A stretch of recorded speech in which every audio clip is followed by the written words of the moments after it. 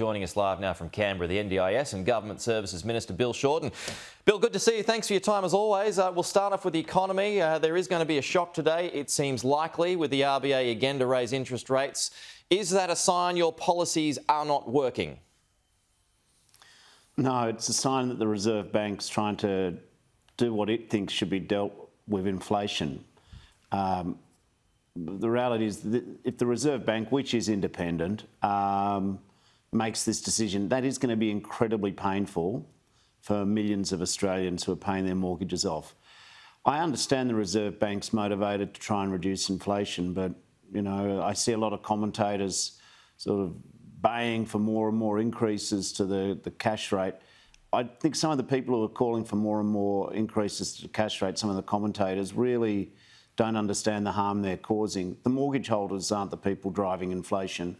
And anyway, I can see life's getting tougher. In terms of our economic policies, we can't make the decision on the mortgage rate, but we can attempt to relieve pressure on cost of living. That's why the wages reform is what we've been in the business of, and that's seeing modest increases in wages. Childcare support, so easing the cost of childcare. Some energy relief to try and dampen some of the inflationary pressures there. Labor's doing what it can. Of course, some of the problems that we're trying to tackle didn't start yesterday. They've been 10 years in the making. I'm getting a sense that it would be your wish that the RBA does not increase interest rates today. Am I right? No. I think there's millions of people who have that wish, don't they, Peter? Yeah, I mean, the problem is, the RBA's got to stop people from spending because inflation does more damage in the long run, doesn't it? So that needs to be brought under control. Yeah, that's the RBA's remit. And again, they're independent. Just sometimes economic history shows that inflation's a lag indicator. So in other words, last quarter was big, but some of the signs are that inflation's easing this quarter.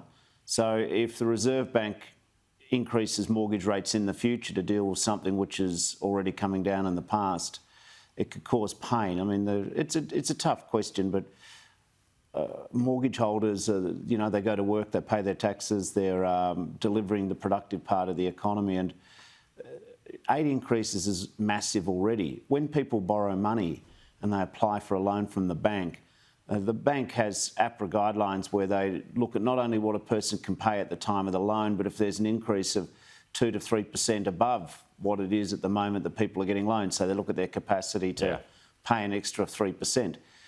If we have more increases this year, as some of the commentators are predicting, it moves beyond the zone in which people were able to borrow money. It moves above that 3%. And so we're going to have a lot of really good people caught up in economic decisions for issues that they can't control.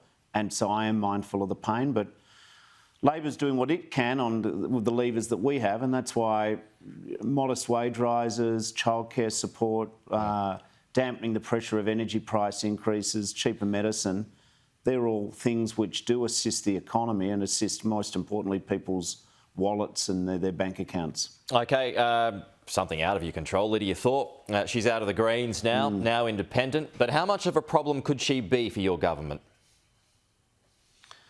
Well, the Senate's the Senate.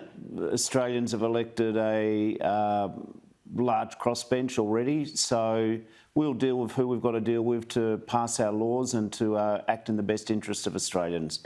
So, you know, she's an issue for the Greens. They're split. We're not commenting on that. We're not getting into all the individual personalities up in the Senate.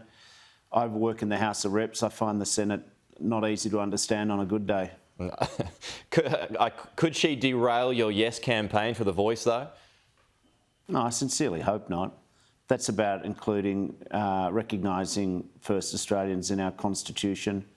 Everyone's entitled to an opinion, but I'm optimistic that Australians, as we get closer to the election, as more information becomes available, as people turn their mind to it, they'll say the recognition and a commitment to consult people about decisions affecting them before you make them is just basic good manners and long overdue in Australia. OK, we just heard from Peter Dutton. The Liberal Party is still working out its position on the Voice, but it's urging the Prime Minister to be less tricky and more informative. Does the Prime Minister and by extension your party need to be more upfront with more information?